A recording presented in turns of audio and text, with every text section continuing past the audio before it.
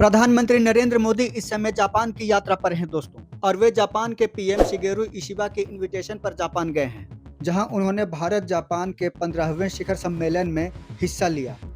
और पीएम मोदी के इस जापान दौरे पर पूरी दुनिया की नज़र टिकी हुई है।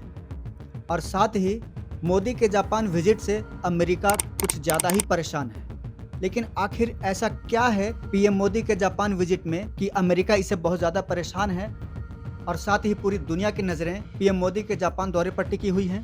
भारत को जापान से क्या क्या फ़ायदे मिल सकते हैं, इसे जानने के लिए बने रहें हमारे YouTube चैनल 360 डिग्री बीट पर। दोस्तों, पूरी दुनिया में जापान ही एक ऐसा देश है जो कि टेक्नोलॉजी में बहुत आगे है। वो देश जो भी करता है बहुत ही चुपचाप और साइलेंटली करता है। जापान हमेशा कुछ न कुछ इनोवेशन करता रहता है, और जब इनोवेट कर भी लेता है फिर भी दुनिया में कोई हल्ला हंगामा नहीं मचाता।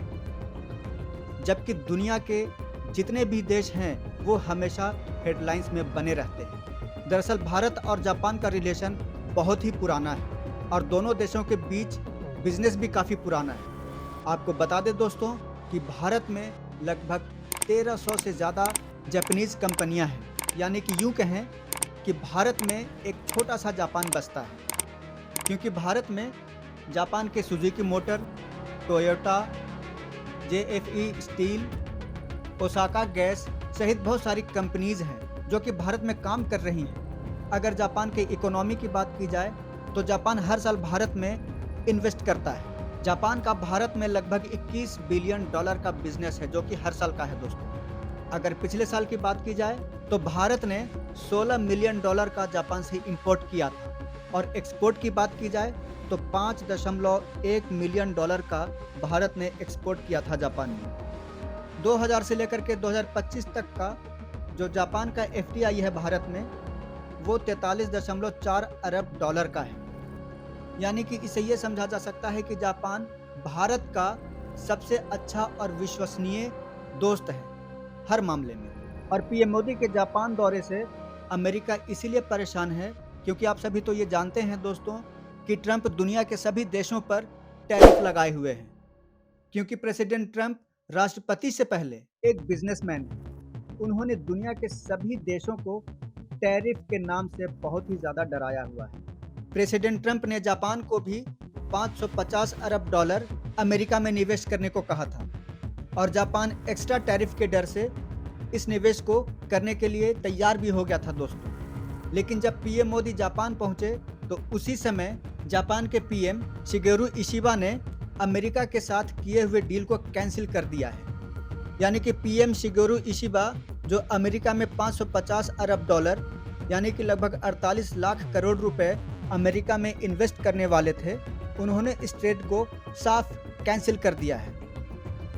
अब ये ट्रेड अमेरिका और जापान के बीच कब होगी ये कुछ नहीं कहा जा सकता, जिससे अमेरिका को काफ़ी ज़्यादा झटका लगा है, और ट्रंप इससे काफ़ी ज़्यादा परेशान है। पीएम मोदी जैसे ही जापान पहुंचे, उन्होंने इकोनॉमिक फोरम में हिस्सा लिया और दोनों देशों के बीच इकोनॉमिक पार्टनरशिप पर बात भी की, जिसमें बायलैटरल रिलेशंस को और मजबूत करने के लिए एक रोडमैप तैयार किया गया, जिसमें मैन्युफैक्चरिंग, टेक्नोलॉजी, इनोवेशन और ग्रीन एनर्जी प्रमुख थे। जब पीएम मोदी और जापान के प्राइम मिनिस्टर शिगेरू इशिबा के बीच बायलैटरल मुलाकात हुई तो उस मीटिंग में दोनों देशों के बीच लगभग 13 से ज़्यादा एमओयू पर साइन हुए, जो कि दोनों देशों के संबंधों को नई ऊर्जा प्रदान करता है। आपको बता दें दोस्तों कि इन समझौतों में सुरक्षा सहयोग, human resources, digital partnership, artificial intelligence, semiconductor, minerals, Chandrayaan 5 mission सहयोग, हाइड्रोजन अमोनिया के आदान प्रदान, विदेश मंत्रालय में सहयोग, वेस्ट वाटर मैनेजमेंट सहित बहुत सारी चीज़ों पर सहमति हुई है। इन समझौतों के दौरान जापान भारत में 10 ट्रिलियन येन का निवेश करेगा, जिससे भारत में मेक इन इंडिया को नई ऊंचाई मिलेगी दोस्तों। दुनिया में जापान ही एक ऐसा देश है जहां की सुपर फास्ट बुलेट ट्रेन है। उसने आज तक ना तो अमेरिका को ये टेक्नोलॉजी दी है और ना ही चाइना को, क्योंकि जापान ये जानता है कि वो अगर अमेरिका को बुलेट ट्रेन की टेक्नोलॉजी अगर दे देगा तो अमेरिका में उसकी कोई वैल्यू नहीं रहेगी, और वहीं अगर वो चाइना को तो चाइना बुलेट ट्रेन की इस टेक्नोलॉजी को कॉपी कर लेगा। इसलिए वो सिर्फ भारत पर ही विश्वास करता है और उसने भारत के साथ इस टेक्नोलॉजी को शेयर किया है। इस बायलैटरल मीटिंग में भारत का जापान के साथ E10 सीरीज की बुलेट ट्रेन एग्रीमेंट भी साइन हुई है। जापान भारत के साथ 6th जनरेशन जेट इंजन पर भी काम कर सकता है। जापान दौरे के दूसरे दिन PM Modi advance bullet train E10 देखने मियागी प्रांत के सेंडाई पहुंचे, जहां उन्होंने जापान के पीएम शिगेरू इशिबा के साथ इस बुलेट ट्रेन में सफर भी किया। इस दौरान उन्होंने भारत के ट्रेन ड्राइवर से भी मुलाकात की और यही बुलेट ट्रेन भारत में चलने वाली है। दोस्तों, आपको बता दें दोस्तों कि पीएम मोदी जैसे ही जापान के टोक्यो एयरपोर्ट पर पहुंचे, उनका बहुत ही जोरदार स्वागत हुआ था।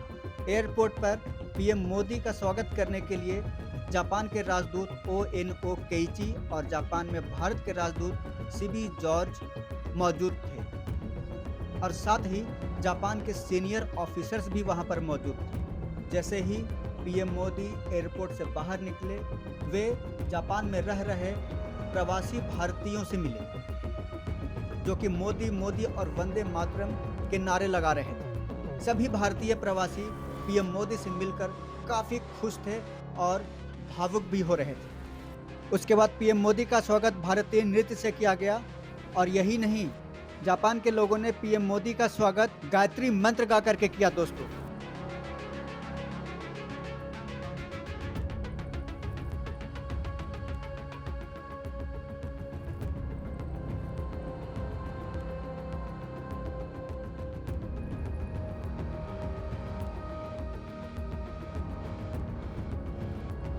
जिसके बाद पीएम मोदी को जापान में गार्ड ऑफ ऑनर दिया गया।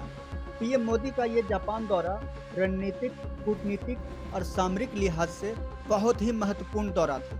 हालांकि पीएम मोदी जापान के इस दौरे के बाद, जहां वे कल यानी संडे को SCO समिट में शामिल होंगे, इसके अलावा पीएम मोदी चीन के राष्ट्रपति जिनपिंग और रूसी राष्ट्रपति पुतिन से भी मुलाकात करेंगे। अगर आपको ये जानकारी अच्छी लगी हो तो इस चैनल को लाइक, सब्सक्राइब और शेयर ज़रूर करें दोस्तों।